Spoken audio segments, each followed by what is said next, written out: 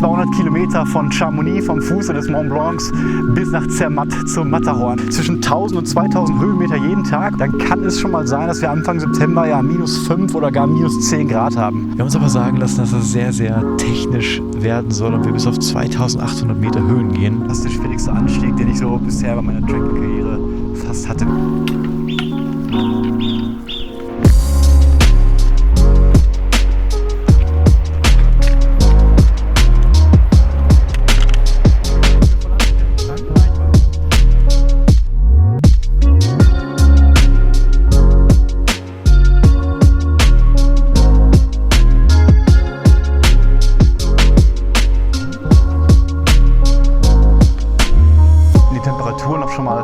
Bis auf -10 bei einer leichten Anomalie fallen können. Wir sind sehr gespannt, es ist die erste Nacht für die meisten auf so einer großen Höhe und wir haben jeden Tag auch so ein bisschen Gewitter beobachten können.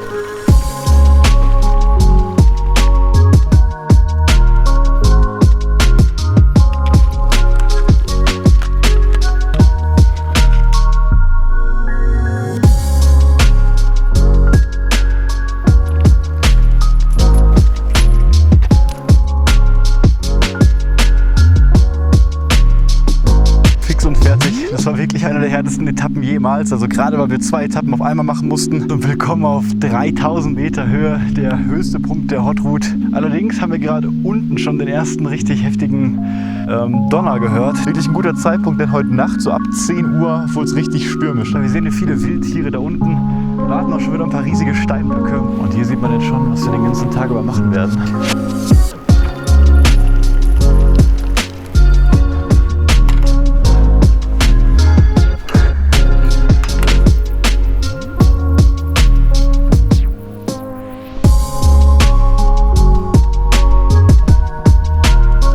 Tatsächlich auf den Gipfel geschafft.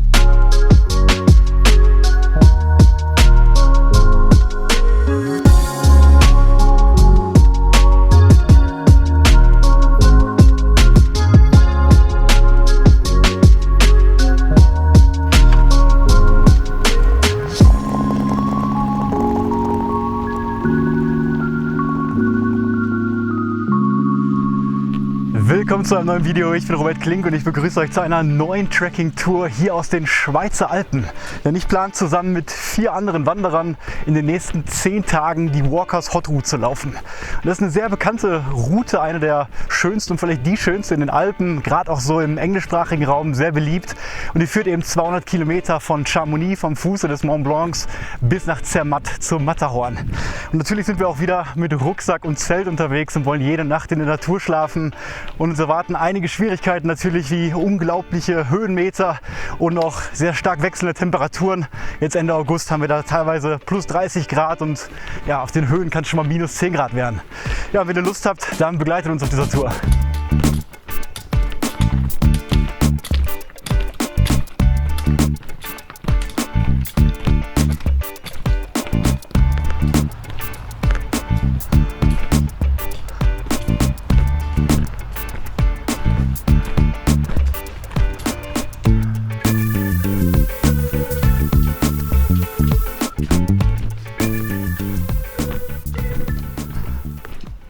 Ja, und da hinten sieht man ihn endlich mal, den Mont Blanc, wo wir vorhin gestartet sind in Chamonix.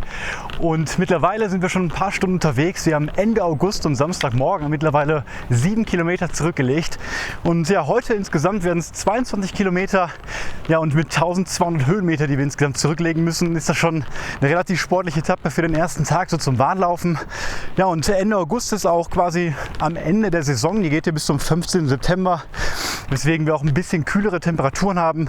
Heute ist das Wetter auf jeden Fall erstmal sehr angenehm mit 25 Grad und ja, auch auf der Höhe, wo wir heute schlafen werden, ist noch nicht ganz so hoch.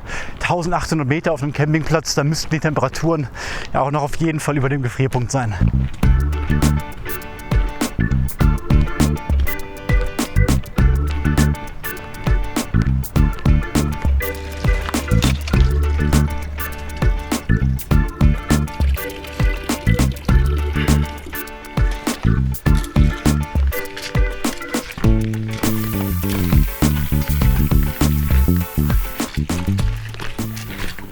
Man kann den Trail in 10 bis 13 Tagen laufen. Wir haben uns für die kürzeste Variante 10 Tage entschieden und dabei müssen wir halt jeden Tag Distanzen von 15 bis 30 Kilometer zurücklegen. Von den Höhenmetern her ist das immer recht steil, so zwischen 1000 und 2000 Höhenmeter jeden Tag. Und wie gesagt, auch heute haben wir schon 1200 mit 500 ungefähr zurückgelegt. Und ja, nach dem ersten Anstieg kann man schon erahnen, was einen so erwartet. Ja, und auch ist unser Ziel heute ein Campingplatz. Und wie schon erwähnt, wollen wir jeden Tag wieder im Zelt schlafen. Und das Ganze wollen wir natürlich auch wieder relativ legal machen, soweit es jedenfalls möglich ist. Und man kann die Route ebenfalls so planen, dass man größtenteils an Campingplätzen rauskommt. Da haben wir, glaube ich, 6 Stück insgesamt von, die man nicht reservieren kann, sondern wo man einfach spontan vorbeischaut. In einer Berghütte schlafen wir auch und zweimal werden wir wild campen. Und in der Schweiz ist das jedenfalls so, dass man überhalb der Baumgrenze sein Zelt aufschlagen darf, in den Wäldern allerdings nicht. Und ja, das versuchen wir natürlich soweit auch zu berücksichtigen.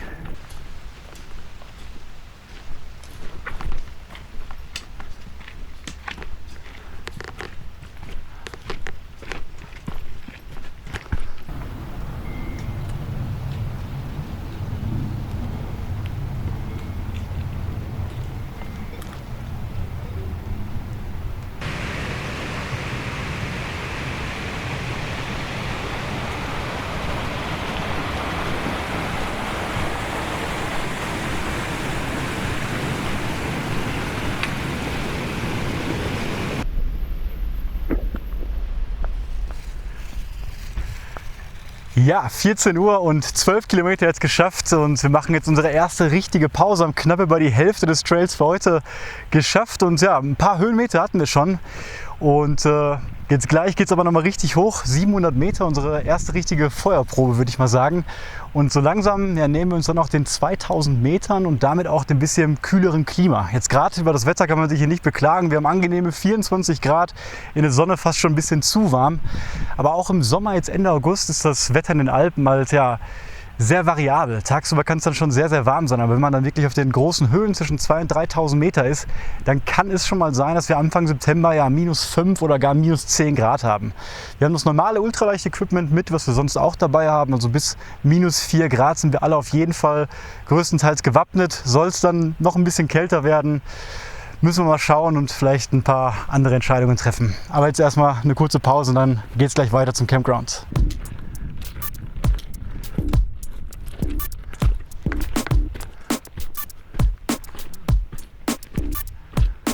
Ganz schön warm der Anstieg. Ich glaube, wir haben jetzt ungefähr die Hälfte geschafft und haben eine verdammt tolle Aussicht hier, die man gerade so nicht wirklich durch den Baum sieht. Aber ein bisschen geht es noch hoch und wir schlagen uns mal weiter durch.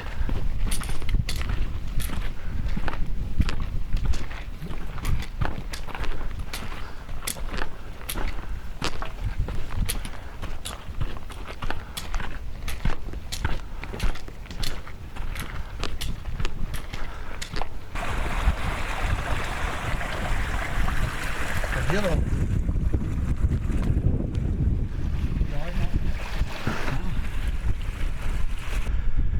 17 Uhr und wir haben es endlich geschafft. Wir sind am höchsten Punkt unserer Tagesetappe auf 2140 Meter. Ich hoffe, ihr könnt mich verstehen, hier ist ganz schön windig. Ja, der Aufstieg war wie zu erwarten am ersten Tag sehr, sehr schwer. Also 700 Meter am Stück, nur nach oben, 700 Höhenmeter. Und wir mussten echt bei der Sonne öfters mal eine kleine Pause im Schatten machen an einzelnen Bäumen. Haben wir auch mal eine halbe Stunde länger eine Pause gemacht, noch einen Kaffee gemacht. Und jetzt sind wir wirklich froh, dass wir hier oben sind und können jetzt erstmals auf die Schweiz blicken. Wir verlassen jetzt Frankreich und ja, laufen quasi noch bis nach unten zu unserem Campingplatz. Das Schild hier neben mir spricht von 1 Stunde und 40 Minuten, das nicht mehr so weit ist. Und ja, alle anderen haben auch die Möglichkeit, hier in dieser Berghütte oben zu schlafen. Da sind noch eine Menge Wanderer. Da wir darauf verzichten wollen, eigentlich immer campen wollen, dann laufen wir jetzt noch weiter runter zum Campingplatz. Bis gleich.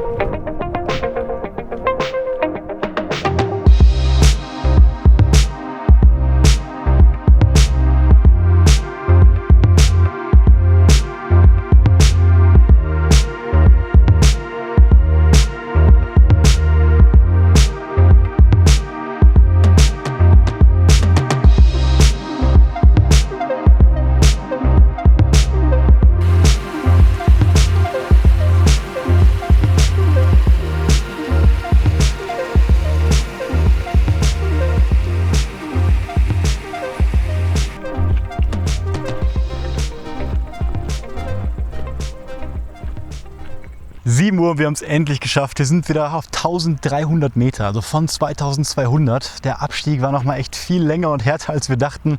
Zum Glück war die Sonne ein bisschen weg und es wurde dann auch relativ kühl oben. Hier unten ist allerdings wieder ein bisschen wärmer und da merkt man wirklich diesen Höhenunterschied. Hier in den Alpen sagt man ungefähr, dass bei 1000 Meter Höhe die Temperatur ja um 6,5 Grad ungefähr sinkt, je höher man eben ist. Jetzt sind wir aber froh, dass wir um 7 Uhr hier ankamen und gerade als wir einchecken wollten, hat die Frau uns darauf hingewiesen, dass wir noch bis 7 Uhr duschen könnten. Deswegen konnten wir jetzt noch jeder eine warme Dusche genießen und dieser schöne Zeltplatz Lepöti hier hat uns quasi auch erlaubt, mit unterhalb der Baumgrenze legal unser Zelt aufzubauen. Ja, wie ihr seht, haben wir hier unser Lager errichtet, konnten auch dadurch, dass wir so spät waren, noch auf der anderen Seite hier zelten und müssen nicht da hinten uns da irgendwie zwischenquetschen. Deswegen sind wir sehr glücklich, bauen unser Zelt auf, werden dann kochen und ich melde mich später nochmal aus dem Zelt für ein kleines Fazit des Tages.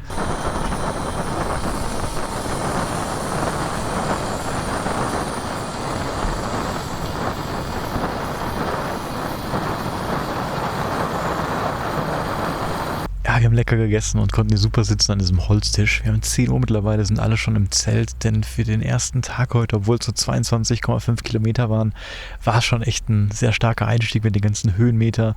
Es war noch ein bisschen mehr, als wir alle angenommen haben und da hat man schon einen guten Vorgeschmack bekommen auf das, was die nächsten Tage so folgt. Morgen ist es eine relativ kurze Etappe von 16 und 17 Kilometer. Wir haben uns aber sagen lassen, dass das sehr, sehr technisch werden soll und wir bis auf 2800 Meter hochgehen. Und gerade hat man schon so einen kleinen Gletscher von hier aus gesehen, auf dem wir morgen zulaufen. Deswegen sind wir alle sehr gespannt, was uns morgen erwarten wird. Wir gehen jetzt schlafen. Bis morgen.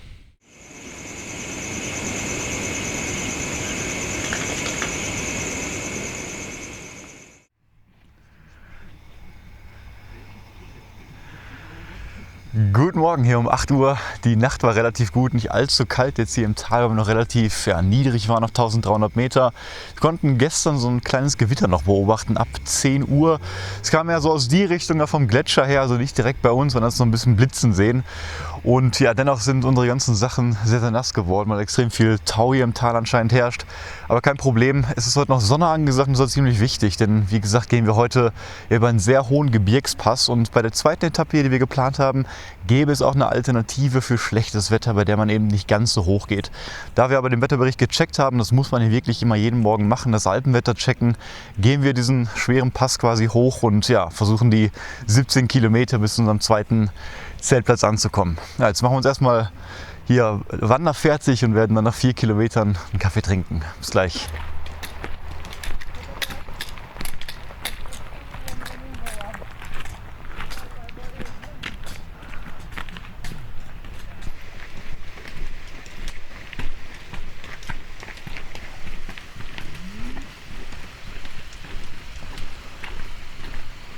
Ja, die ersten 250 Höhenmeter haben wir schon hinter uns gebracht und so langsam kommt hier im Tal auch die Sonne an. Es wird ein bisschen wärmer. Jetzt gerade tut die Kühle noch extrem gut bei den Höhenmetern. Gestern war das echt teilweise viel zu heiß, als wir durch die Mittagssonne diese 700 Meter Aufstieg gemacht haben. Und der Weg ist auch sehr, sehr schön hier gerade. Wir gehen noch mal durch ein Waldstück. Ab und zu gibt es so ein paar Holzbrücken und das Gletscherwasser kommt uns schon so ein bisschen hier entgegen, auf dem wir gerade zulaufen. Ja, und gestern haben wir schon in den Bergen eine Menge Murmeltiere gesehen und 1, 2 Gänse. Da freuen wir uns drauf, die vielleicht heute auch noch mal zu sehen. Vielleicht laufen wir auch am Eis oder Schnee vorbei an dem Gletscher auf 2800 Metern. Unser Ziel heute ist ja erneut ein Campingplatz, der sich praktisch halt in 15 Kilometer Distanz anbietet. Und wir machen das diesmal auch so wie bei den letzten Touren, dass wir unsere Essenspakete vorher zu Hause gepackt haben und uns die anhand verschiedener Punkte zum Trail hinschicken. Das heißt, wir haben uns 3 Pakete alle 2, 3 Tage quasi versendet und heute kommt schon das erste Paket, weswegen wir ja auch mit leichtem Gewicht gestartet sind und nur Ration für 2 Tage tragen mussten. Ob das wirklich alles so ankommt, wissen wir natürlich nicht, aber wir hoffen natürlich, dass eine Proviant jetzt heute Abend auf uns wartet.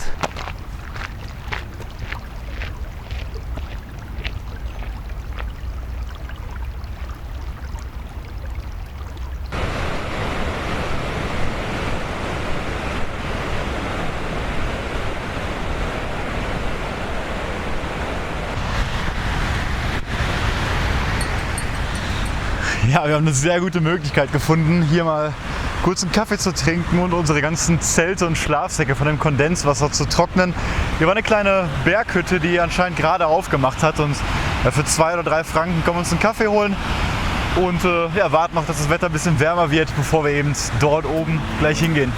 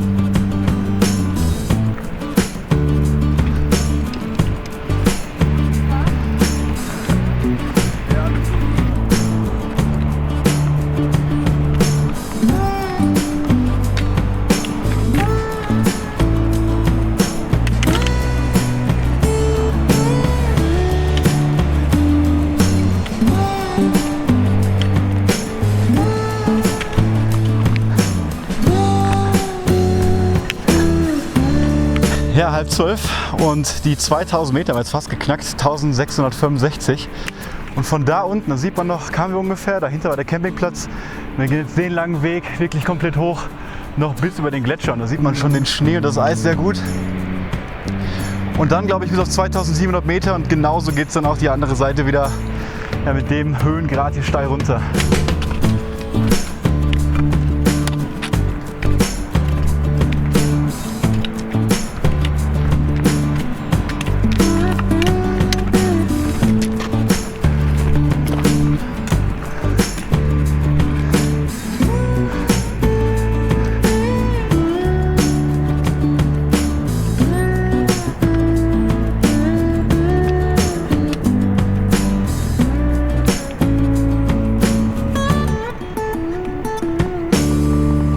Ja, 1:30 und wir haben es endlich geschafft. Der halbe Tag ist um und wir haben, glaube ich, erst 8 Kilometer, aber sind auf 2700 Höhe jetzt endlich angelangt. Und da kamen wir her, man hat eine wunderbare Aussicht bei diesem kleinen Pass.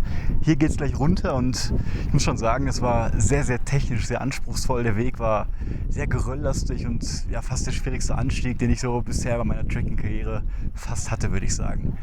Vom Klima her war es auch sehr, sehr warm. Gerade unten waren wir froh, wenn da mal ab und zu im Himmel eine kleine Wolke kam. Und ja, haben auch öfters mal Pausen gemacht im Schatten. Also wirklich jede 100 Höhenmeter mal so eine 5-Minuten-Pause macht die Sache schon angenehmer. Wir freuen uns, dass wir hier sind. Und ja, ungefähr 2,5 bis 3 Stunden brauchen wir jetzt, um wieder den Abstieg zu wagen. Wir gehen nicht ganz runter, ich glaube nur so 600-700 Meter. Und dann wartet der nächste Campingplatz schon auf uns. Mal gucken, ob wir das schaffen.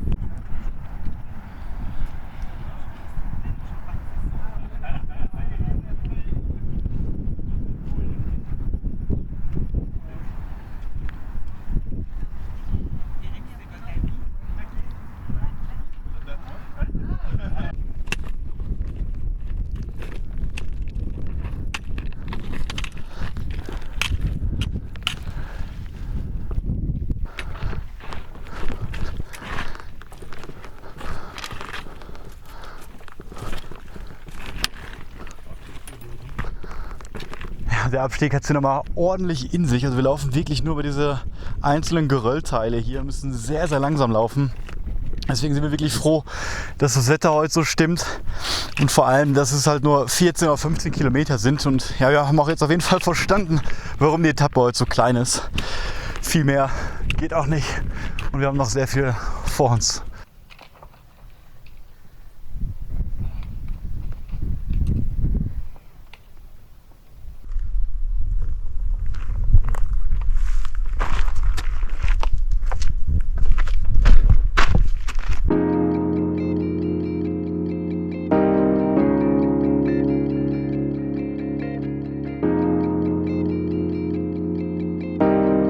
4 Uhr, wir sind endlich mal aus den Bergen so ein bisschen raus wenigstens. Hier haben wir die Bäume mal wieder, sind unter der Baumgrenze, direkt auch ein bisschen kühler, wieder endlich mal Schatten. Und ja, dieser Geröllweg vorhin, der war sehr, sehr anstrengend. Teilweise hat man den Weg auch gar nicht mehr richtig gesehen und zum Glück gab es da sehr viele Markierungen. Ihr habt die gerade vielleicht gesehen, das ist dieser rote Strich.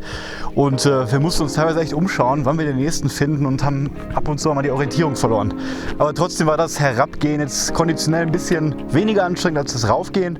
Und ja, wir freuen uns auf jeden Fall anzukommen. Das müsste so spätestens in einer Stunde wahrscheinlich passieren.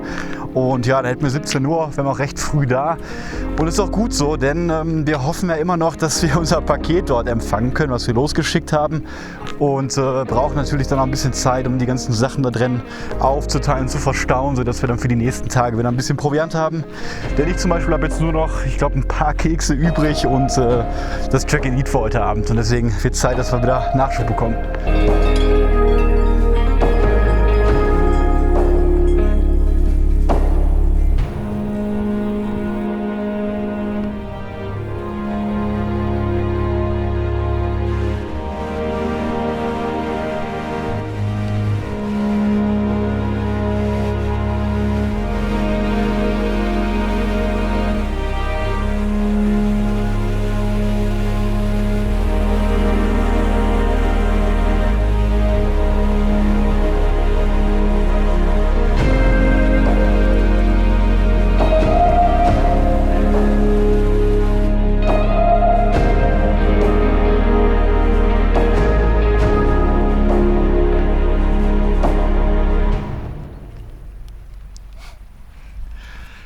Ja, wie ihr seht, ist unser Paket angekommen. Wir haben 4:45 und endlich hier den Campingplatz erreicht. Wir sind echt fertig, war noch ordentlich warm jetzt und der Abstieg hat sich noch echt gezogen. Deswegen werden wir jetzt erstmal in Ruhe unser Lager hier aufbauen, haben natürlich jetzt noch ein bisschen Zeit hier am Abend auf dem Campingplatz. Und ja, dann später kochen, die Sachen neu verpacken und dann melde ich mich später nochmal zu dem Fazit des Tages.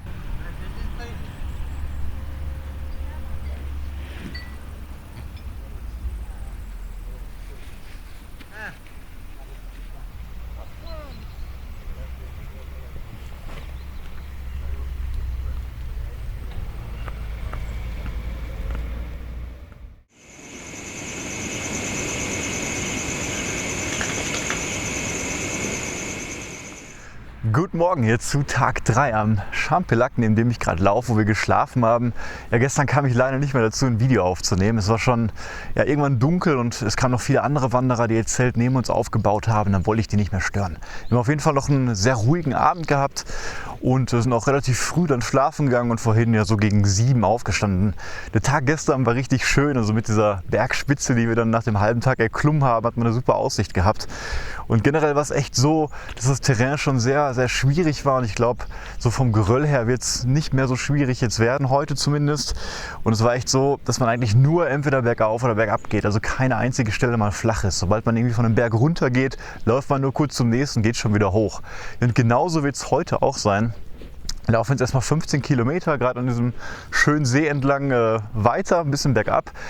Und in der zweiten Tageshälfte gehen wir dann langsam wieder hoch bis auf eine Höhe von 2450 Meter. Dort wartet eine Hütte auf uns und da können wir nochmal Wasser auffüllen. Und außer Sichtweite der Hütte über der Baumgrenze dürfen wir dann legal quasi wildcampen. Die Frage ist natürlich nur, wie das Wetter da oben ist, wie kalt das ist und ob wir überhaupt eine flache Stelle zum Zeltaufbau finden. Also es wird spannend und jetzt geht es erstmal los in den Tag.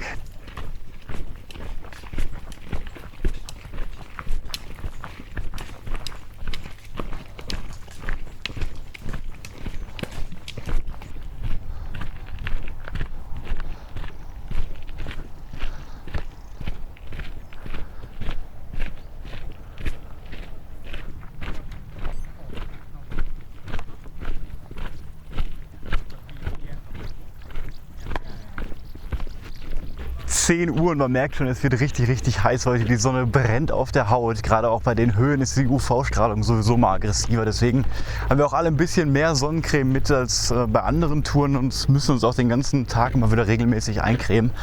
Ja, und obwohl es dann tagsüber so warm ist, kann es natürlich heute, wo wir übernachten, auf 2400 Meter ungefähr, ich habe gerade nochmal geschaut, extrem kühl werden. Und diese Unterschiede sorgen eben dafür, dass man auch teilweise ein bisschen mehr Schlafequipment auch im Sommer einplanen muss. Denn es kann schon mal sein, dass quasi in der ersten Septemberwoche hier in den Alpen die Temperaturen noch schon mal bis auf -10 bei einer leichten Anomalie fallen können. Und deswegen habe ich auch 1 Kilo extra Gewicht mitgenommen. Also ich habe einen kleinen, dünnen Schlafsack noch extra mitgenommen, den ich quasi, wenn es sehr, sehr kalt wird, in mein Kilt packen kann.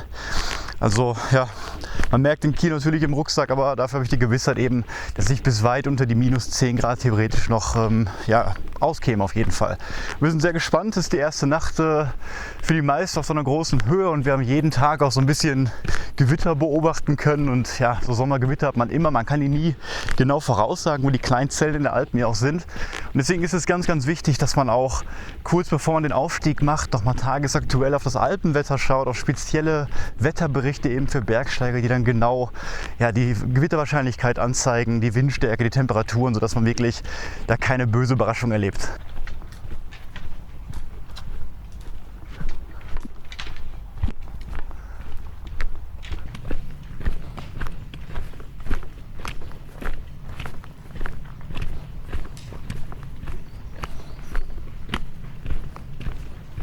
9 Kilometer schon geschafft. Wir haben eine kleine Hütte gefunden, wo wir uns alle mal zu 5 hinsetzen können. Kurz vor dieser Stadt hier, bevor wir wirklich ganz runter gehen. Und hier haben wir auch eine super Möglichkeit, an diesen Feldern unsere Sachen so ein bisschen zu lüften. Zelt und Schlafsäcke. So nachts wird schon ziemlich feucht in den Alpen und die liegen alle nass im Rucksack noch drin. Und das ist natürlich auch alles Gewicht, was wir hochschleppen müssen. Und wir müssen noch eine ganze Menge hochschleppen, denn insgesamt haben wir heute noch 1900 Höhenmeter nach oben vor uns und sind bis jetzt nur bergab gelaufen. Deswegen ist das so ein bisschen Warmlaufen noch und so geht es auch noch 10 Kilometer weiter und dann endlich mal wieder bergauf.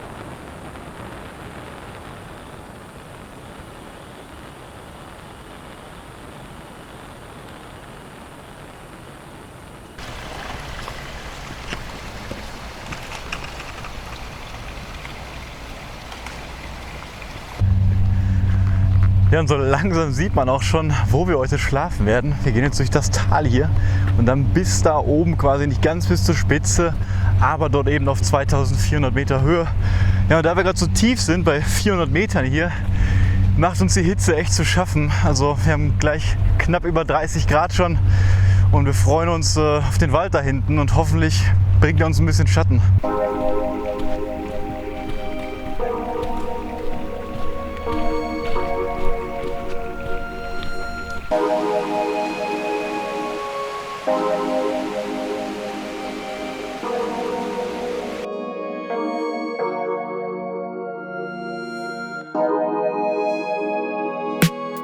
Uhr und 15 Kilometer gelaufen. Wir sind endlich angekommen hier am letzten Dorf vor unserem großen Anstieg. Und auch hier, wie in jedem anderen Dorf bisher auf dem Trail, gibt es eine sehr, sehr gute Wasserquelle. Und auch ein Friedhof, da können wir uns zur Not auch auffüllen, aber direkt da vorne ist eben eine Wasserquelle angebaut. Und da werden wir nochmal alles auffüllen. Denn dann gehen wir natürlich hoch und wahrscheinlich wird es dann erstmal keinen Bach oder Wasserquelle mehr geben, bis wir heute Nacht oder heute Abend wirklich den Gipfel erreicht haben. Dort erwarten wir, dass wir noch Zutritt zu einer kleineren Hütte bekommen, die auf 2500 Meter ist, um dort einmal vielleicht noch das Wasser vorm Schlafengehen auffüllen zu können. Ja, und auch wie gesagt müssen wir hier nochmal das Wetter checken, obwohl es natürlich sehr gut aussieht, kann sich das jederzeit ändern. Und so ganz blind wollen wir jetzt auch nicht hochlaufen, falls irgendwie Gewitter oder sowas anstehen.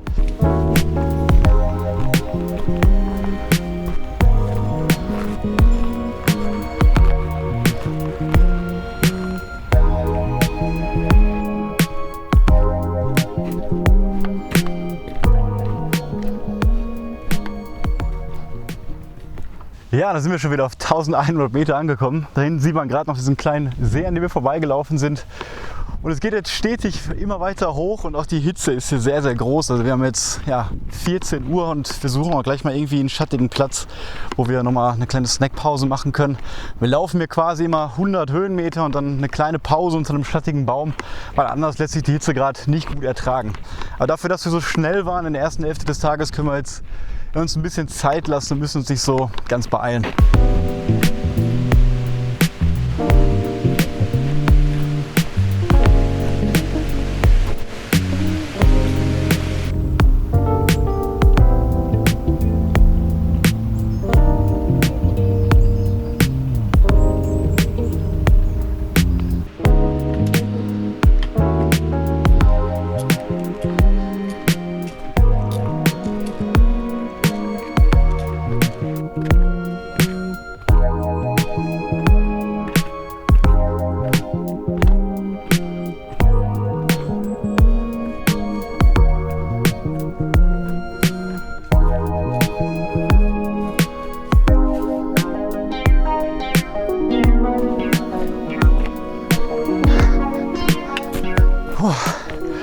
886 Meter noch.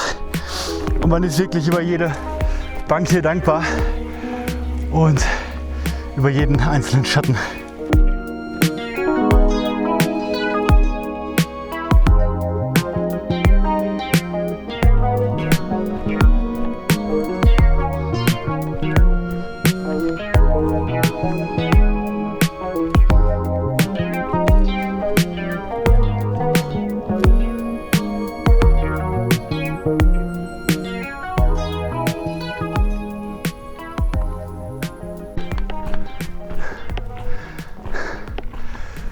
Unglaublich brutal der Weg hier. Es geht seit 5 Stunden in so einem steilen Grat bergauf, dass wir echt so viele Pausen gemacht haben. 2000 Höhenmeter in 12 Kilometer ist wirklich kein Spaß, vor allem wenn man noch von da hinten den ganzen Weg vorher gelaufen ist. Und heute ist wirklich ein Tag, wo wir das in quasi 2 Etappen gleichzeitig machen. Normal geht die Hauptroute ja in 12 Tagen oder sogar 13 und wir machen sie ja in 10. Deswegen stand heute ein bisschen mehr auf dem Plan. Und jetzt sind wir offiziell über der Baumgrenze angelangt endlich und dürften hier unser Zelt legal niedersetzen. Wir gehen aber noch ein bisschen höher und holen dort Wasser an einer Art Schutzhütte und suchen dann nach einer geeigneten Zeltstelle. 18 Uhr so langsam und noch 4,5 Kilometer, aber wahrscheinlich noch so 400 Meter hoch. Ich denke mal bis da hinten etwa.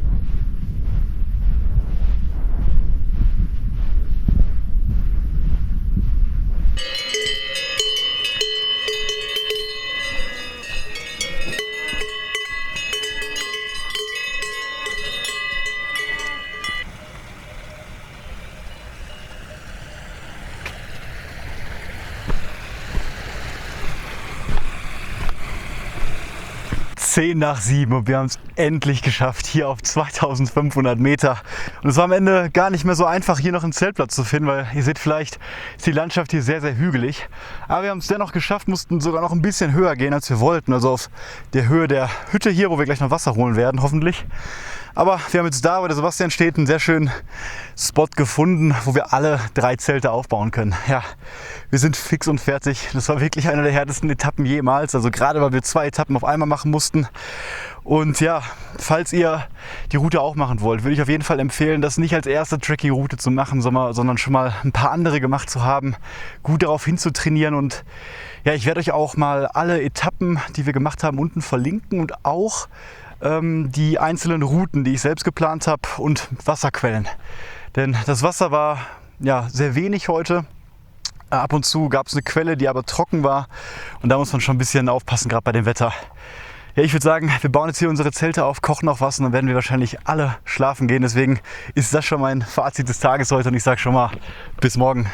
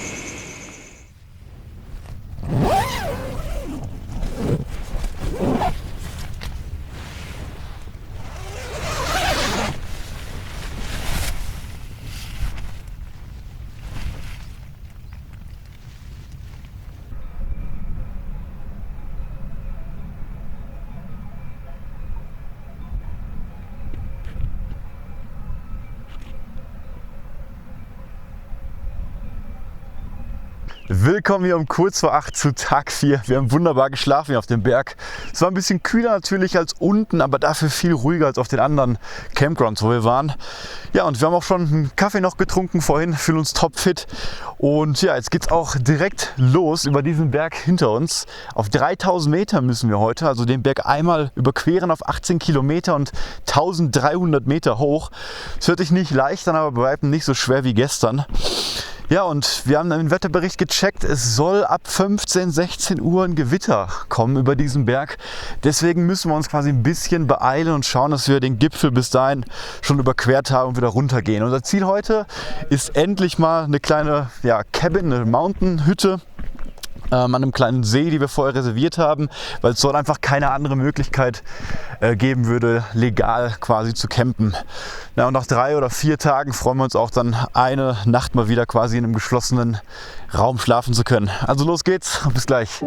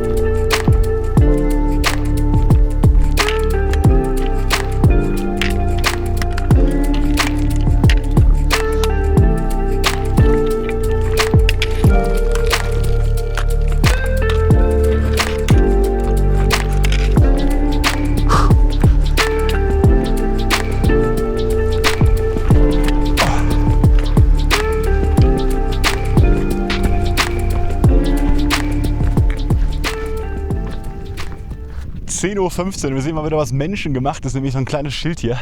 Wir haben 5 Kilometer gemacht und sind an diesem steilen Berghang hier die ganze Zeit lang gelaufen. Wunderschön der Trail, teilweise echt rutschig und gefährlich. Und nun öffnet sich so ein kleiner Bergkamm hier. Man sieht da, wo es langsam weitergeht. Und ich glaube, wir müssen tatsächlich gleich den Weg hier hoch weiter. Und ja, irgendwann dann müssen wir mal eine kleine Frühstückspause noch machen, die Schlafsäcke und das Zelt nochmal auslegen, denn die Sonne hat jetzt gerade auch hier den Berggipfel erreicht und dann hat man auch ein bisschen weniger Gewicht im Rucksack, wenn das ganze Kondenswasser endlich raus ist. Wunderschöner See da unten mit einer kleinen Insel in der Mitte.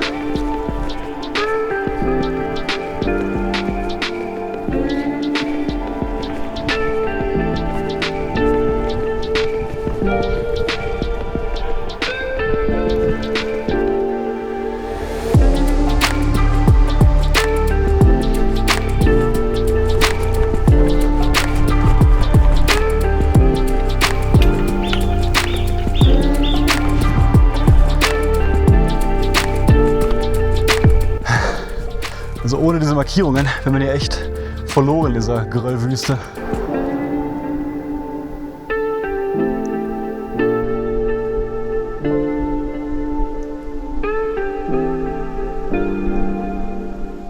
Halb eins und willkommen auf 3000 Meter Höhe, der höchste Punkt der Hot Route.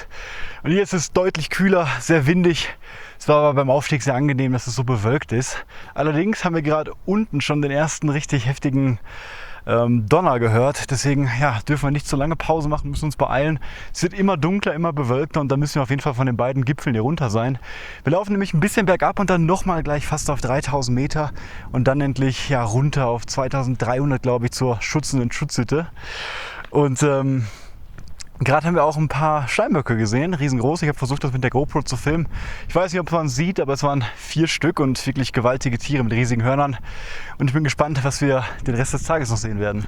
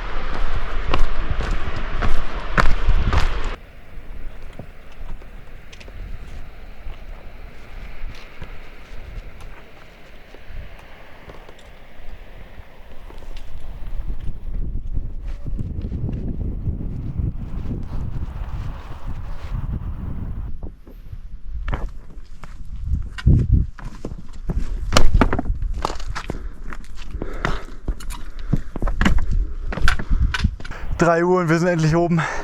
Unglaublich technischer Anstieg nochmal. Und so langsam fängt es auch richtig an zu regnen und im Hintergrund ziehen dunkle Wolken auf. Es war Gewitter angesagt und so langsam müssen wir eben zusehen, dass wir jetzt ein bisschen runtergehen. Und ich glaube, jetzt sind wir auch zum letzten Mal hier auf der Höhe von 3000 Meter. Kamen aus diesem Mondkrater-ähnlichen Gebiet dort. Und ja, wir hoffen, dass der Abstieg jetzt nicht so gerölllastig wird, weil das schon ein bisschen rutschig wird natürlich bei dem Regen. Und müssen dann zeitnah zusehen, dass wir vor Einbruch des Gewitters bei unserer Hütte ankommen.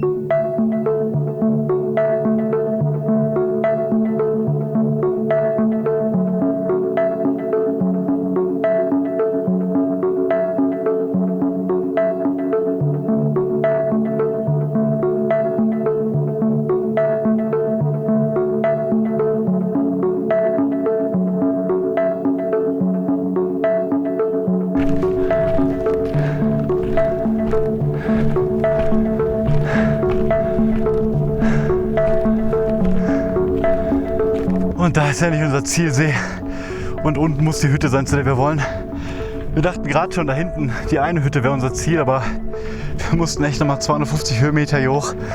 Aber das waren noch die letzten für heute und jetzt geht es nur noch bergab. Das Wetter hat sich zum Glück sehr viel gebessert, es hat aufgehört zu regnen und deswegen müssen wir uns auch gar keinen Stress machen.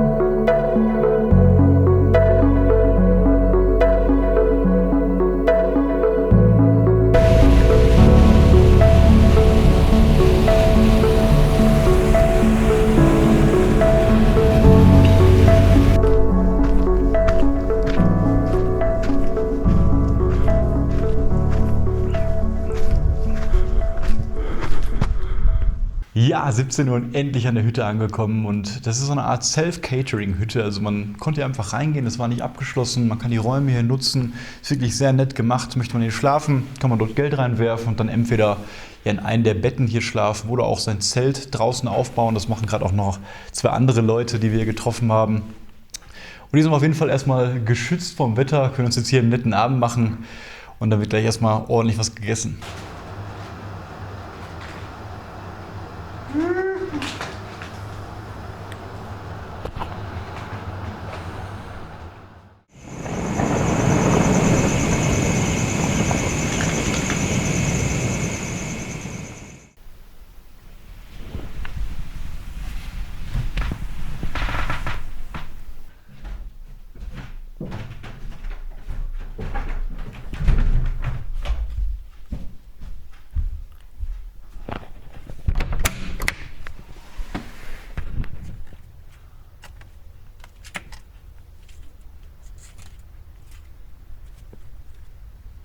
Guten Morgen, jetzt zu Tag 5. Wir hatten eine wunderbare Nacht, wirklich zu empfehlen. Diese Hütte hier, La Bama heißt sie. Und wir hatten das große Glück, dass wir wirklich im Gebäude die einzigen waren. Es waren 2 andere Leute hier, die noch hier draußen gezeltet haben. Also man hat auf jeden Fall die Option, hier auch sein Zelt aufzubauen. Und zwar ist das hier die einzige Option, weswegen wir auch hingegangen sind, weil das alles hier Naturschutzgebiet ist.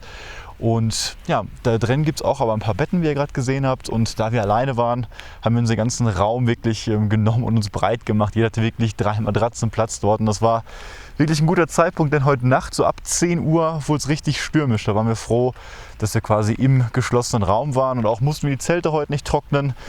Und ja, das Wetter, wie ihr seht, ist heute sehr bescheiden. Sehr nebelig, sehr wolkig. Und wir haben zum Glück heute nur eine kurze Etappe, nämlich 18 Kilometer. Und hier laufen wir jetzt quasi noch den See entlang, gehen dann noch einmal auf 2800 Meter und dann runter zu einem Campingplatz. Also heute wird es ein relativ kurzer Tag, deswegen hoffen wir, dass das Wetter auch noch mitspielt und los geht's.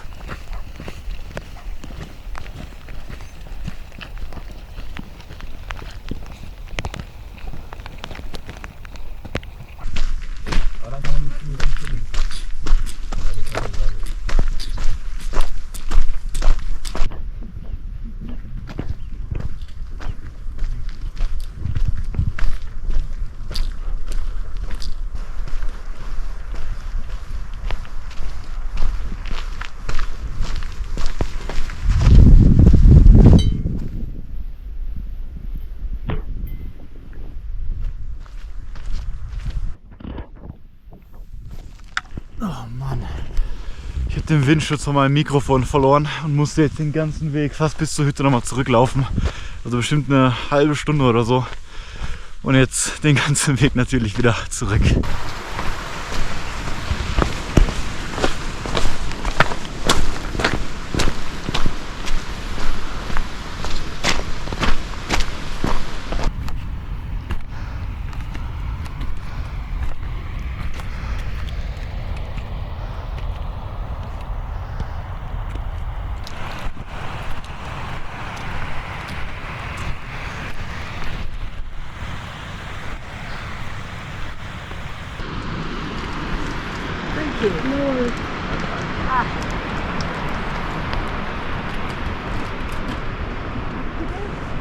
Ja, den ersten Anstieg haben wir schon mal geschafft und hier oben wird es noch Zeit für eine kleine Frühstückspause.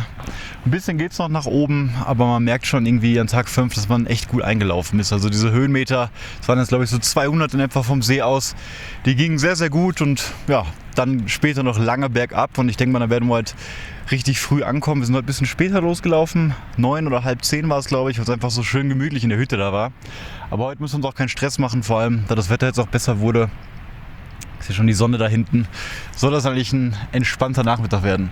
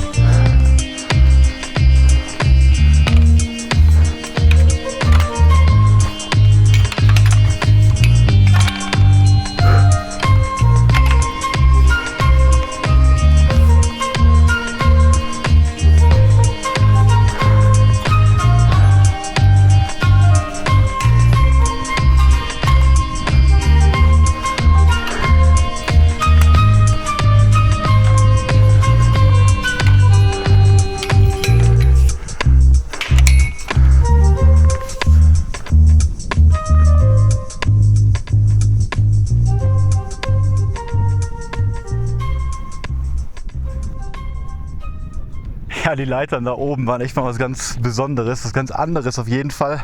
Hat super Spaß gemacht, so ein bisschen zu klettern, aber man hatte auch ein bisschen Respekt auf jeden Fall vor der Höhe. Obwohl das natürlich alles sehr, sehr gut gesichert war, konnten wir da sehr gut hochgehen. Ja, und die Natur hier ist echt mal ganz anders als das, was ich so von den Alpen erwartet hatte. Sehr, sehr wild auf jeden Fall. Wir sehen hier viele Wildtiere da unten. Warten auch schon wieder ein paar riesige Steinböcke. Murmeltiere sehen wir sowieso die ganze Zeit und das wirkt hier wieder so, als wenn wir irgendwie im Sarek oder in Norwegen wären. So habe ich mir die Alpen auf jeden Fall nicht vorgestellt. Ja, und ihr seht schon, wir gehen wieder bergab. Wir haben da oben nach den Leitern die höchste Stelle des Tages erreicht. Ich glaube wieder so um die 2800 Meter. Und jetzt gehen wir die zweite Tageshälfte quasi nur bergab nach Arolla, wo der Campingplatz auf uns wartet.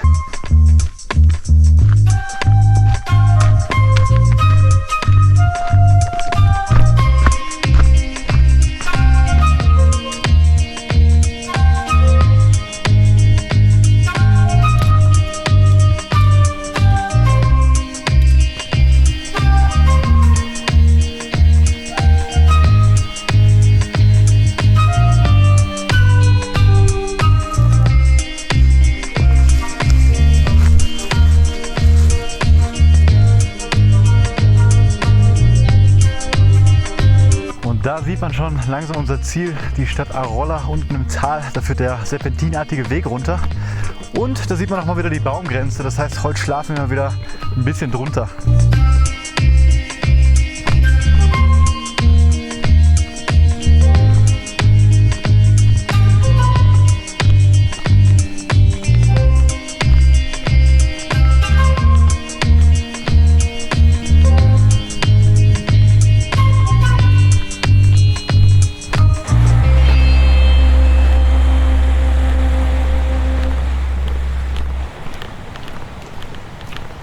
15 Uhr und wie ihr es gesehen habt, sind wir am Camping Arola angekommen. Wunderschön hier in so einem Nadelwald gelegen. Die Rezeption hat noch nicht auf, aber stand ein Schild, dass man sein Zelt einfach aufstellen kann und später bezahlen kann. Deswegen haben wir uns hier diesen schattigen Platz unterm Baum ausgesucht und werden uns jetzt erstmal heute den Rest des Tages entspannen. Wir haben jetzt die Hälfte geschafft, also 5 Tage. Und das ist auch gut, dass wir heute die kürzeste Etappe haben. Dann können wir uns hier den Rest des Tages wirklich mal ausruhen. Da wir diesmal keinen Zero Day eingeplant haben, wo wir gar nicht laufen, ist das hier unser Zero Day quasi, wo wir nur einen halben Tag gelaufen sind. 5,5 Stunden haben wir gebraucht und deswegen werden wir den ganzen Abend jetzt hier genießen. Ich würde sagen, ich melde mich später nochmal mit einem kleinen Fazit zur Hälfte. Aber jetzt geht es erstmal in den Zeltaufbau.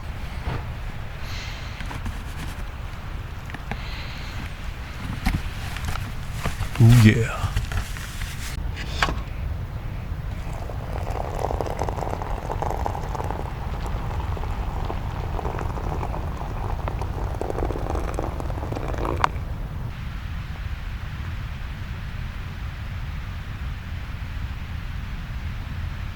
Ja, 9:30, wir sind im Zelt endlich angekommen. Wir hatten echt einen erholsamen Nachmittag und Abend noch. Vor allem das Paket, was dann ankam, unser zweites, da konnten wir unsere ganzen Vorräte nochmal auffüllen. Das war auch bitter nötig. Ich hatte gar keine Snacks mehr für den Tag. Und dann konnten wir heute ein bisschen mehr essen, auch uns mal ausruhen, warm duschen auf jeden Fall und sogar unsere Klamotten waschen. Also gab es ja so eine Waschmaschine, die jeder nutzen konnte. Ja, wir haben auch gemerkt, dass wir noch auf 2000 Meter Höhe sind und das wohl der höchste Campingplatz in der Schweiz und vielleicht sogar in Europa ist. Und das merken wir auf jeden Fall auch noch an der Temperatur draußen. Es ist ziemlich kalt gerade, deswegen werde ich mich jetzt auch in meinen Schlafsack verdrücken und ich sag mal, bis morgen.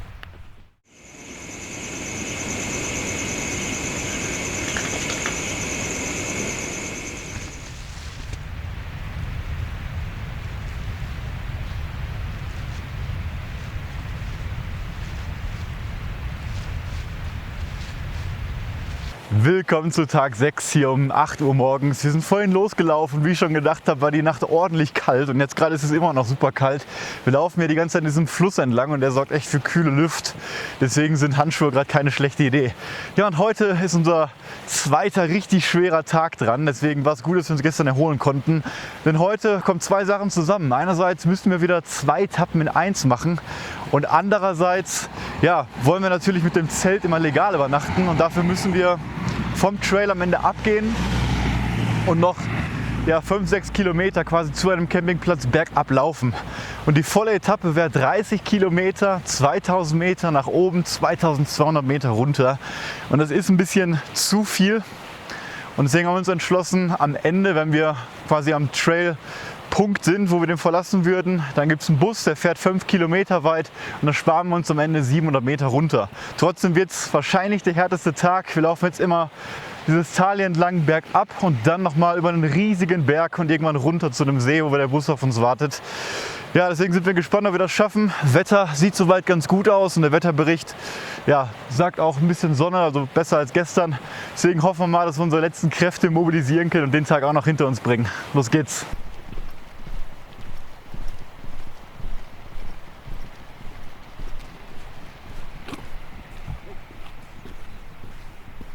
Und hier sieht man jetzt schon, was wir den ganzen Tag über machen werden, nämlich dort unten ins Dorf laufen und dann nach ganz oben über den Berg rüber zu einem Bergsee laufen.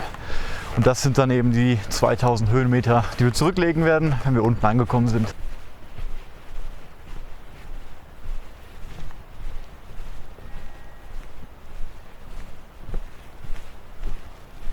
Ja, angekommen hier am Fuße des Berges und wir haben noch eine kleine Bäckerei gefunden. Da haben wir uns auch eine kleine Stärkung, bevor es eben zum Aufstieg jetzt hochgeht. Und ich wollte noch sagen, alle Ausrüstungsgegenstände, die ich so verwende und meine komplette Packliste, auch die Uhr, mit der ich hier zum Beispiel navigiere, die sehr praktisch ist hier in den Bergen, damit man nicht immer sein Handy rausholen muss, die verlinke ich euch unten. Dann könnt ihr nochmal in Ruhe schauen, natürlich zusätzlich zu den Etappen und dann auch so ein bisschen selber vielleicht planen. Ja, wie gesagt, wir gucken nochmal, dass wir hier Wasser auffüllen können und dann geht es endlich los auf die 2000 Meter. 6,5 Kilometer haben wir schon geschafft und 10 Uhr mittlerweile, also ein recht guter Schnitt.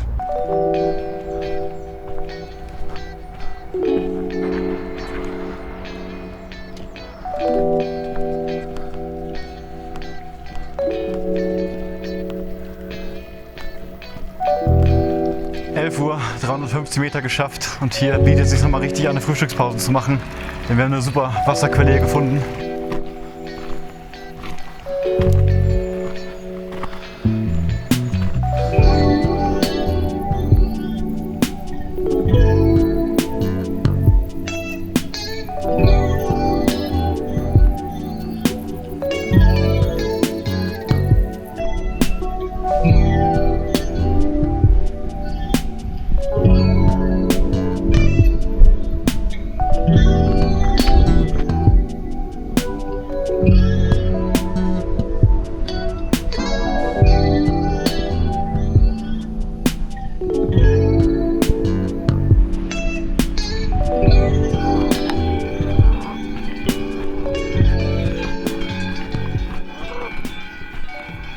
1:30 haben wir uns tatsächlich auf den Gipfel geschafft. 1500 Höhenmeter am Stück liegen hinter uns und es war wieder unglaublich hart, wie an Tag 3 auch. Nur diesmal waren wir ein bisschen eintrainierter, so an Tag 6 sind wir doch schon warm gelaufen und es war deswegen ein bisschen einfacher. Trotzdem immer noch eine riesengroße Anstrengung. Wenn man hier oben steht auf 2900 Meter fast wieder, sieht man jetzt da hinten auch quasi den Gletscher, wo wir ja heute Morgen hergekommen sind. Und das kann man immer fast gar nicht glauben, dass man diesen ganzen Weg zurückgelegt hat.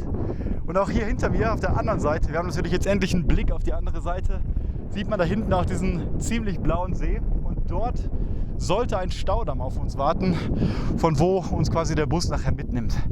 Aber wir sind echt super froh und glücklich, dass wir es so heil hier oben geschafft haben. Wie gesagt, erst 2:30 wirklich eine gute Zeit und jetzt können wir uns ein bisschen Zeit lassen beim Bergablaufen. Laut Busfahrplan kommt der letzte Bus irgendwie zwischen 17 und 18 Uhr und das sollten wir auf jeden Fall schaffen. 17 Kilometer haben wir gemacht und ich glaube, es fehlen jetzt noch so 7 oder 8 bis dahin.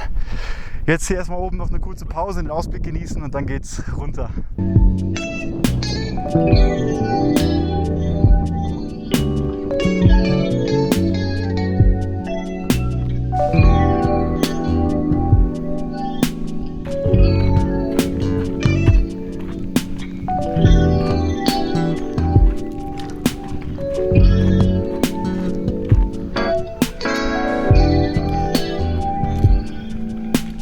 So einen blauen See habe ich noch nie gesehen. Es war ein Stausee, aber ich denke trotzdem, dass der die Farbe durch das Gletscherwasser da hinten hat.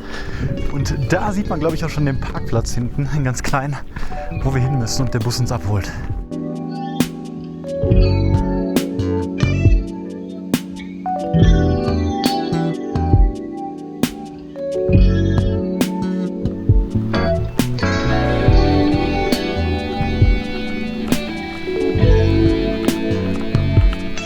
Fast da sind wir auf dem Staudamm und da hinten wartet schon der Parkplatz auf uns.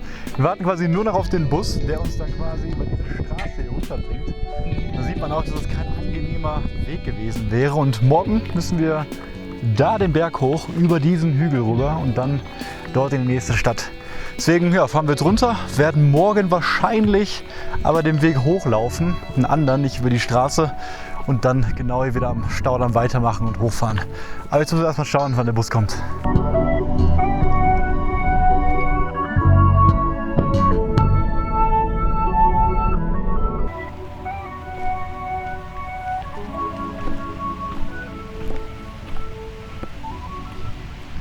Es ist 17 Uhr, wir sind angekommen. Vom Bus aus waren es nur noch 6 Minuten. Das war wirklich sehr praktisch und der Zeltplatz hat alles, was man braucht. Wir können hier super flach unser Zelt aufbauen. In dem Stein hinter mir kommt noch fließend Wasser raus, was sehr praktisch ist. Und mehr braucht man nicht. Hier ist niemand vor Ort. Wir haben zwar Toiletten und Duschen, aber buchen tut man das Ganze jetzt vor Ort einfach online. Kann auch dann per Karte oder PayPal zahlen. Also besser geht es eigentlich nicht.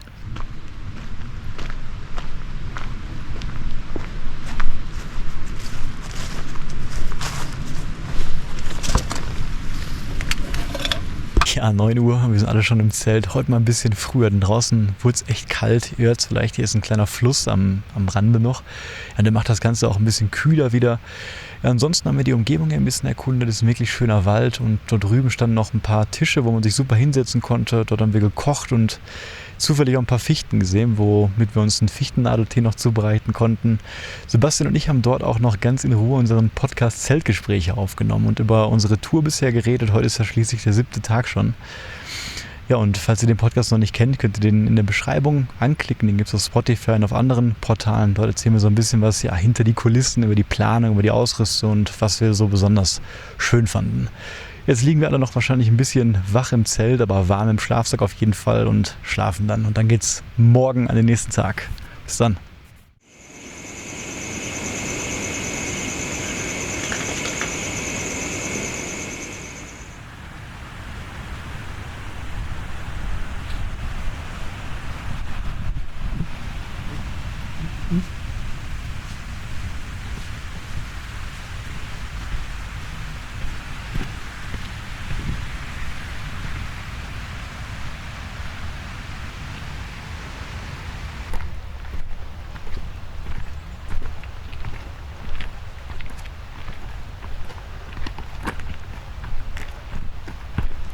Guten Morgen hier zu Tag 7. Ich habe mich gestern, glaube ich, vertan im Zelt und da schon gesagt, das war Tag 7.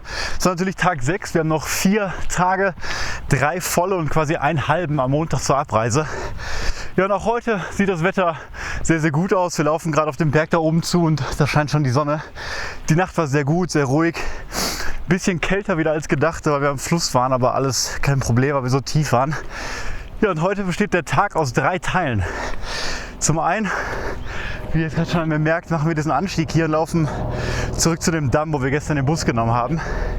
Dort oben werden wir wahrscheinlich frühstücken in der Sonne. Dann geht es von da den Berg hoch auf den Gipfel im zweiten Teil des Tages. Und der dritte Teil besteht dann nicht nur aus Bergablaufen. Ziemlich weit, auch über 1000 Meter und bis dann nach Zinal heißt die Stadt, glaube ich, zu einem Campingplatz, wo wir uns wieder gemütlich unser Zelt aufschlagen können und wo auch das letzte Verpflegungspaket hoffentlich auf uns warten wird. Aber jetzt muss ich erstmal hier hochkommen und sollte aufhören zu reden.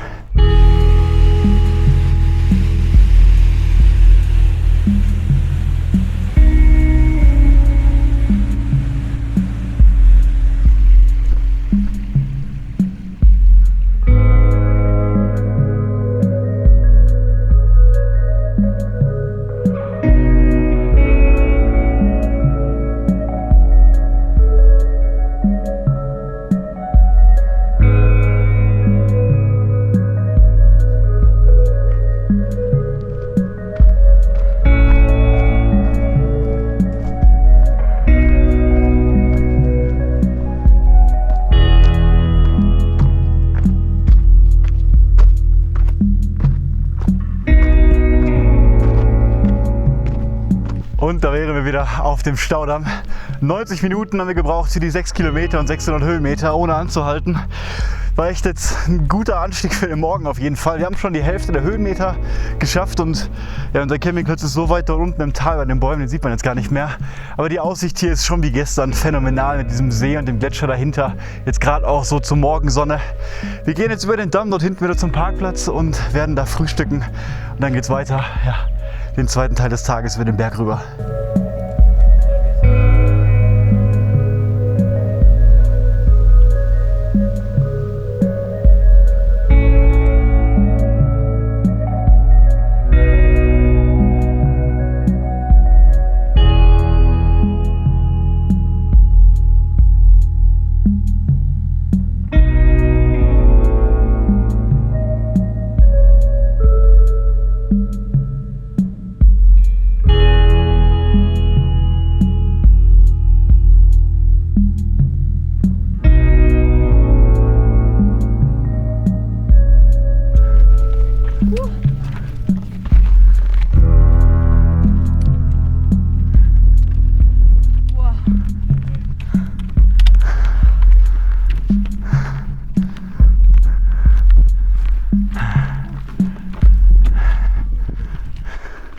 Ja, und auch heute haben wir den Gipfel erklommen. 2850 Meter. Da unten seht ihr vielleicht noch den Staudamm. Und jetzt haben wir eine wunderbare Sicht auf die andere Seite mit den Schneebergen da hinten. Ja, und jetzt so an Tag 7 merkt man echt, wie stark man geworden ist. Und es macht doch jeden Tag mehr Spaß, solche Gipfel zu erklimmen, weil man einfach immer fitter ist und das immer weniger Anstrengung bedeutet. Also ihr hört ja, ich bin gerade hochgegangen, kann immer noch normal mit euch reden. Und das macht einfach immer mehr Spaß und man freut sich wirklich langsam auch auf den nächsten Gipfel, auf den nächsten Tag und hat nicht mehr so viel Respekt davor. Ja, zweiter Teil des Tages geschafft und jetzt geht es nochmal genauso tief runter, 1000 Meter. Ich denke mal, da unten irgendwo wird die Stadt sein, wo unser Campingplatz ist und unser Paket auf uns wartet. Aber ich denke mal, hier oben machen wir erst eine kleine Erholungspause und dann geht es weiter runter.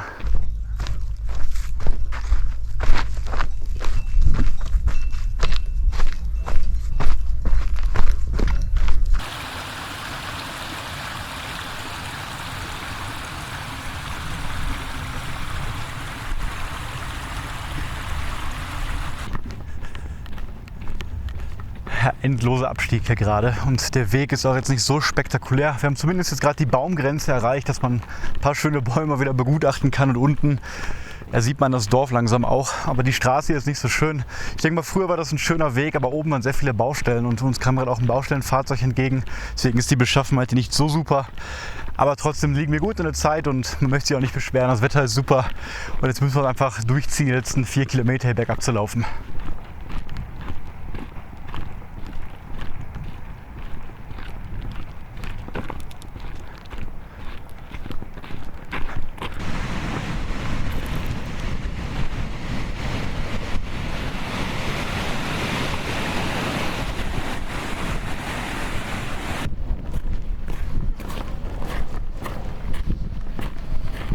Ja, angekommen hier unten am Flussufer, direkt liegt der Campingplatz und das hat auch jetzt gereicht. Ihr seht, von da oben irgendwie kamen wir jetzt 1200 Meter ging es runter und ja, so an einem Stück ist das echt eine Menge. Der Campingplatz ist super schön, die Besitzer sind hier sehr nett. Wir haben direkt das Duschgebäude hier und unser letztes Paket kam tatsächlich auch noch an. Wir wissen gar nicht mehr genau, was da alles drin ist, aber den Proviant können wir immer gebrauchen für die letzten Tage. Deswegen kann man sich nicht beschweren. Auch der Himmel, der ist gerade ein bisschen dunkler geworden. Wir denken, es wird gleich regnen und es ist super, dass wir jetzt noch im Trockenen das Zelt aufbauen können. Ich weiß gar nicht, wie spät es ist. 3:45, also wir kamen echt gut durch heute. Das war keine leichte Etappe, sondern so eine mittelschwere. Und ja, man sieht, wie wir langsam eintrainiert sind und das gut hinter uns gebracht haben. Und jetzt ruhen wir uns erstmal aus, bauen alles auf, packen aus und dann setzen wir uns mal schön ans Restaurant hin.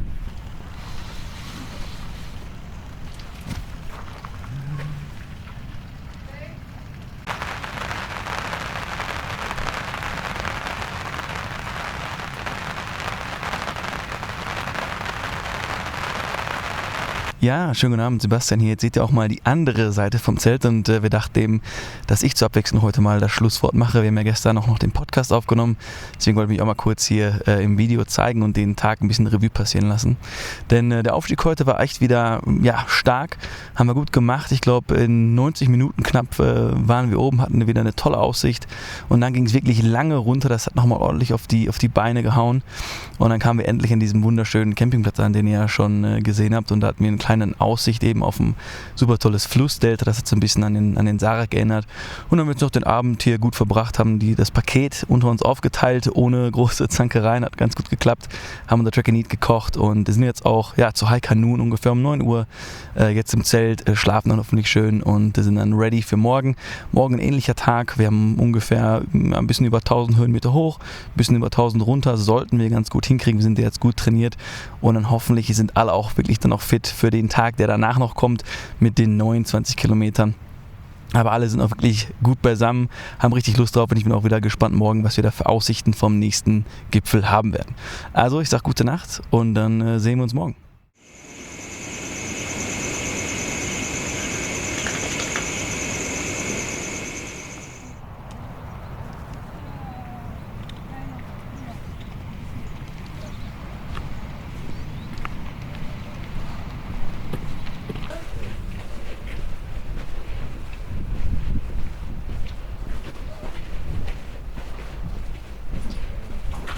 Guten Morgen, willkommen zu Tag 8. Unsere Nacht, jedenfalls meine, war diesmal nicht so gut für die anderen, aber trotzdem habe ich ausreichend geschlafen. Es hat heute Nacht geregnet und zum Glück direkt heute Morgen aufgehört, als wir aufgestanden sind. Der Himmel, wie ihr seht, ist vielleicht immer noch bewölkt, aber so langsam wird es ein bisschen klarer. Wir haben gerade die Stadt Sinal verlassen, laufen jetzt hier hoch durch einen wunderschönen Wald. Und unser Tagesziel ist heute Gruben. Und ihr hört schon, ich bin sehr außer Atem wieder, denn der Tag heute wird so wie gestern. Also wir laufen wieder 1200 Meter hoch auf 2800 Höhe wegen dem Berggipfel hinter mir und dann wieder genau denselben Weg runter. Ja, und in Gruben ist die Besonderheit, dass es da keine Möglichkeit gibt, legal zu zelten. Kein Campingplatz, kein Zeltplatz und nur ein Ein-Sterne-Hotel. Ja, und wir würden natürlich gerne campen, deswegen müssen wir wahrscheinlich da einfach so unser Zelt aufschlagen. Ich habe gehört, dass die Dorfbewohner das wohl tolerieren, wenn man in der Dämmerung aufbaut und morgens wieder abbaut. Sollte das Wetter aber nicht mitspielen, werden wir uns das Hotel vielleicht mal angucken. Die haben auch so ein Touristenlager wieder, einfach ein Raum voller Betten, wo man sich niederlassen kann. Aber jetzt heißt es erstmal warm laufen, wie ihr hört, und die Höhenmeter bewerkstelligen und dann melde ich mich später.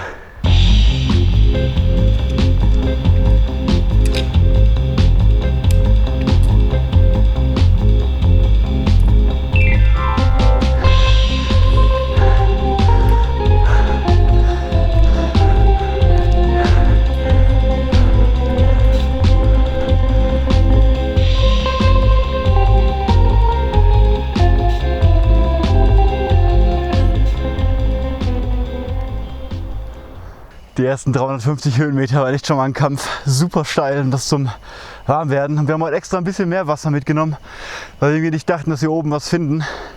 Und jetzt sehen wir hier eine große Wasserquelle. Das ist natürlich immer ärgerlich, wenn man so 2,5 bis 3 Liter Wasser hier hochschleppt.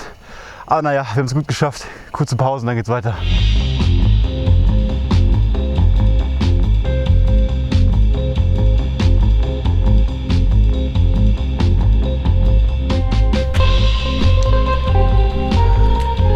Da kamen wir gestern runter und wir sind noch lange nicht so hoch, da wir immer noch unter der Baumgrenze sind.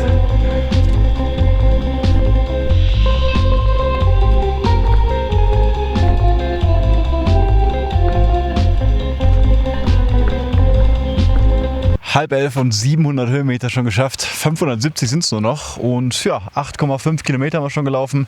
Hier ist eine kleine nette Hütte mit einem rudimentären Holzbänken und hier machen wir erstmal Pause, sind noch gerade schon über die Baumgrenze rüber und bis jetzt läuft alles gut. Das Wetter hat sich gebessert und wir kamen wie immer ganz gut den Gipfel hoch.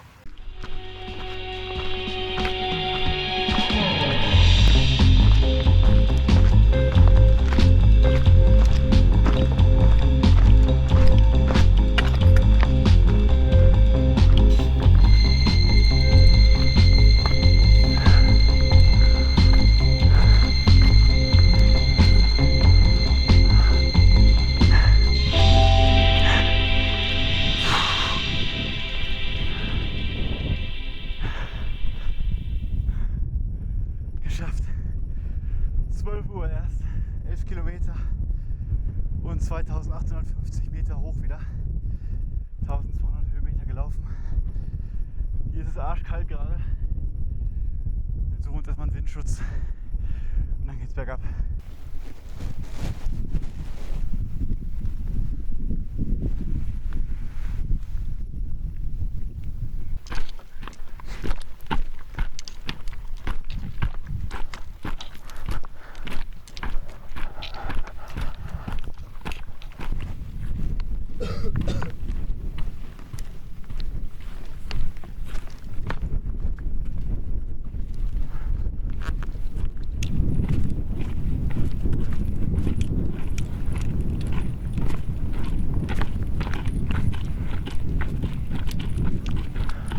Ja, wir haben endlich die Baumgrenze wieder erreicht und die bietet uns natürlich immer ein bisschen Schutz und Wärme, auch weil wir tiefer sind. Oben war echt ein eiskalter Wind. Hier geht es gerade wieder und wir sehen auch schon ganz in der Ferne da unten das Dorf Gruben, bei dem wir ja versuchen werden zu übernachten. Wir sehen aber allerdings, dass die Möglichkeiten auf flachem Land zu zelten da unten sehr begrenzt sind und natürlich, wie ich schon am Anfang gesagt habe, ist das auch verboten. Wir gehen jetzt runter und halten mal die Augen auf und ja, da wir echt früh haben, würde es sich anbieten, zunächst mal vielleicht zum Hotel zu gehen. Vielleicht gibt es da irgendwie noch was Günstiges, weil jetzt so ja, bei dem Wetter irgendwie 16 Stunden im Zelt liegen, hätte ich auch nicht so Lust. Aber wir schauen mal, vielleicht gibt es ja auch mittlerweile irgendwie eine Zeltstelle, da eine legale. Wir gucken uns einfach mal um. Ja, und ich wollte gerade noch sagen, dass das Wetter gut mitspielt. Aber jetzt fängt es tatsächlich an zu regnen. Das ist auch ein Grund, warum wir uns heute so ein bisschen mehr beeilt haben, weil das Wetter eben für den Nachmittag nicht so gut angesagt war. Obwohl es da hinten jetzt sehr blau aussieht, ist aber über uns ziemlich dunkel. Vielleicht müssen wir gleich die Ponchos rausholen.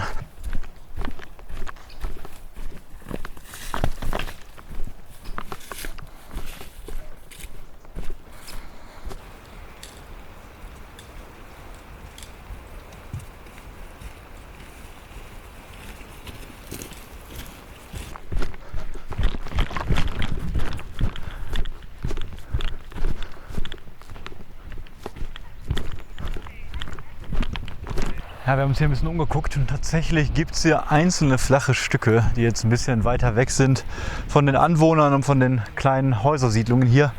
Hier zum Beispiel könnte man jetzt gut bleiben, aber da wir noch so früh haben, also wirklich kurz nach 2, laufen wir jetzt erstmal dort hinten zum Hotel, fragen einfach mal irgendwie, was da so ein Bett kosten würde und würden uns da dann erstmal aufhalten, bis es später dunkel wird und zur Not dann nochmal die 500 Meter hier zurücklaufen.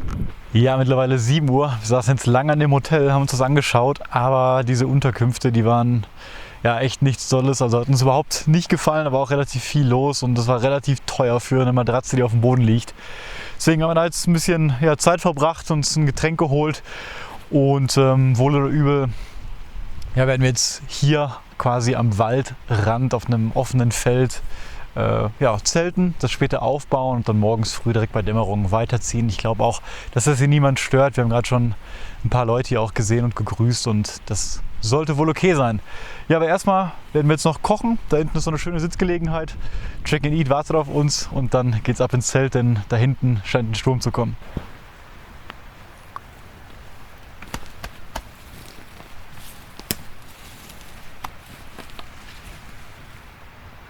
Ja, dann sind wir auch schon hier im Zelt am Waldrand. Wir haben gewartet, bis die Dämmerung eingekehrt ist, haben dann unsere Zelte aufgebaut und jetzt im Dunkeln liegen wir drin. Deswegen ist das Video auch heute ein bisschen kürzer heute Abend. Wir wollen nicht so lange das Licht hier anhaben. Wir hoffen, dass wir keine Nachbarn hier in Gruben stören. Ich denke aber mal nicht. Wir werden sofort um 6:45 aufstehen, die Zelte abbauen und dann einfach weiterlaufen. Natürlich auch keine Spuren hinterlassen.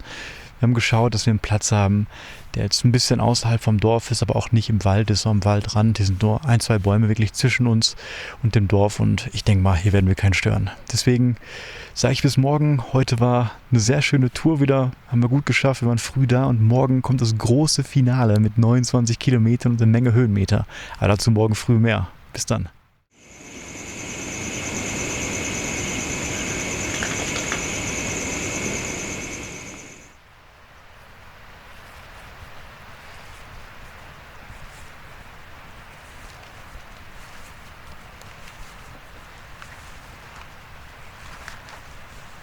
Guten Morgen und willkommen zum großen Finale hier an Tag 9.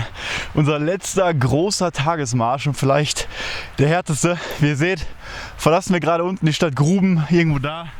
Am Waldrand haben wir übernachtet und heute warten 30 Kilometer auf uns. Die längste Etappe mit 1500 Höhenmetern und 1800 Meter runter.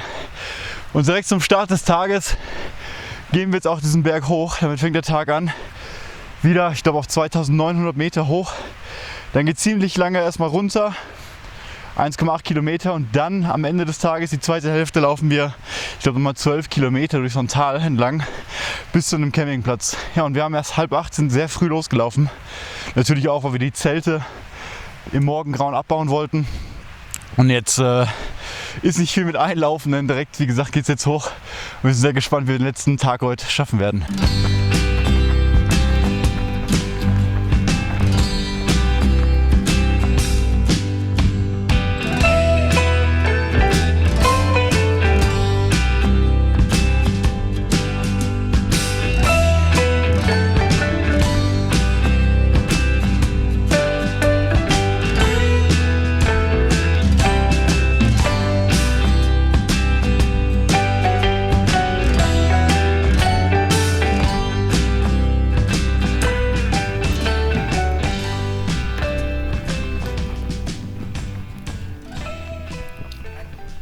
Halb 10 und 800 Höhenmeter schon geschafft. Unser letzter Aufstieg klappt ganz gut, aber irgendwie sind wir auch ein bisschen traurig, unseren letzten Gipfel gerade zu erklimmen.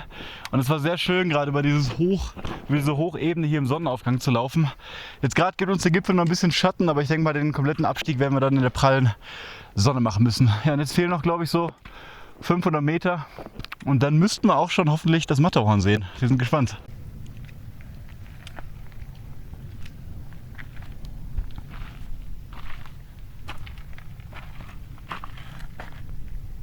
Ja, unseren letzten Gipfel haben wir auch noch bezwungen, wieder 2900 Meter und die Aussicht, wie ihr im Hintergrund seht, sieht von hier aus wirklich verdammt hoch aus. Wir müssen jetzt richtig weit runter bis ins tiefste Tal und von da, wie gesagt, noch eine Menge geradeaus laufen. Ja, wir haben eigentlich gehofft, dass wir das Matterhorn so ein bisschen sehen und wir sind uns gar nicht sicher, ob man das theoretisch hinter diesen Wolken da sehen könnte. Jedenfalls sehen wir das jetzt nicht, aber ich denke mal, im Laufe des Tages werden wir das noch sehen. Aber jetzt erstmal verabschieden von dieser Höhe hier und dann wieder zurück ins warme Tal.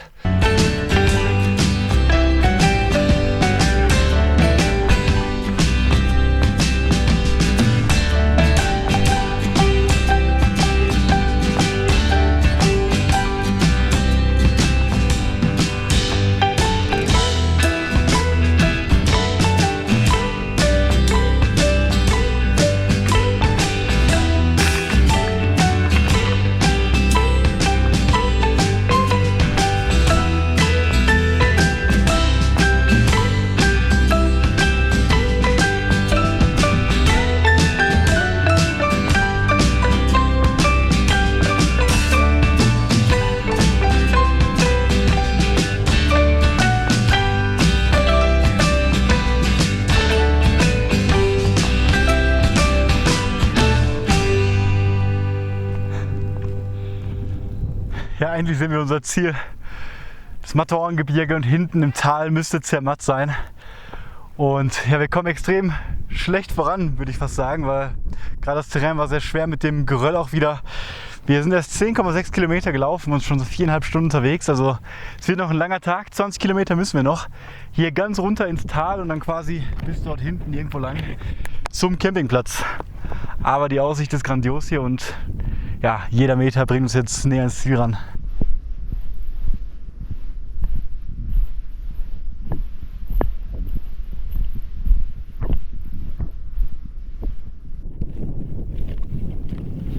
Ja, sehr schwieriger Weg hier gerade. Uns wird schon heute mal gesagt, dass hier ein Teil des Weges von einer Gerölllawine überschüttet worden ist. Und das merken wir gerade. Also es ist ganz frisches, loses Geröll. Man sieht den Trail fast gar nicht mehr. Aber wir hoffen, dass es gleich wieder besser wird.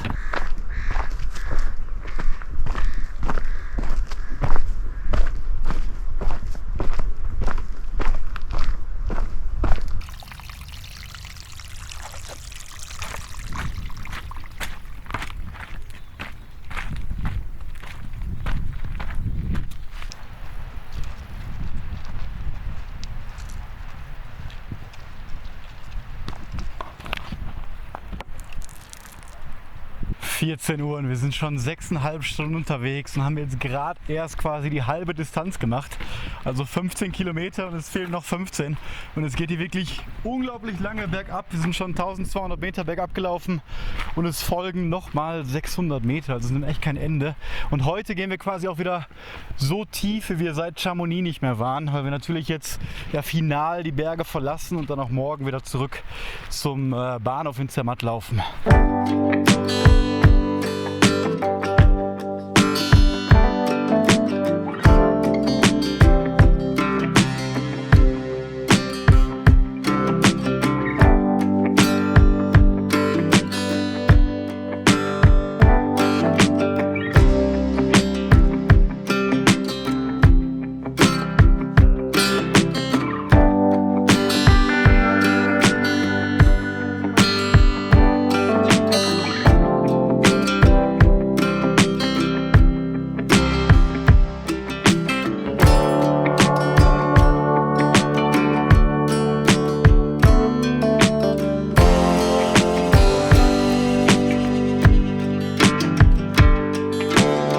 Halb 4, wir sind fast 8 Stunden unterwegs und jetzt endlich mal hier unten angekommen in der Stadt St. Niklaus. Und hier müssen wir jetzt noch 12 oder 13 Kilometer zurücklegen und immer weiter ins Tal reingehen, bis dann der Campingplatz auf uns wartet. Und man merkt echt, dass das ein sehr schwerer Tag ist. Also 8 Stunden über dieses ganze schwierige Gelände war schon sehr, sehr kräftemürbend. Und wir hoffen, dass es jetzt relativ geradeaus hier geht, obwohl ja noch 350 Höhenmeter insgesamt angesagt werden. Aber trotzdem auf so einer Straße lässt sich natürlich wesentlich besser laufen.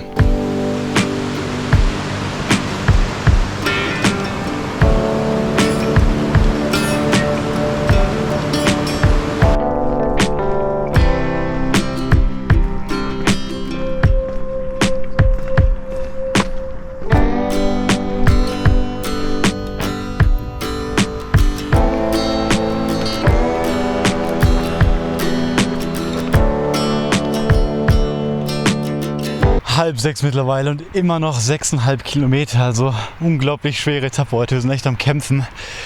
Die Landschaft hier ist sehr schön, aber die Wege sind sehr asphaltiert, wir laufen oft an Straßen, dass wir so ein Waldstück haben, ist eher selten, aber wir beißen uns einfach durch, haben dann irgendwann die 30 Kilometer geknackt und ja, ich melde mich jetzt das nächste Mal wirklich, wenn wir am Campingplatz angekommen sind.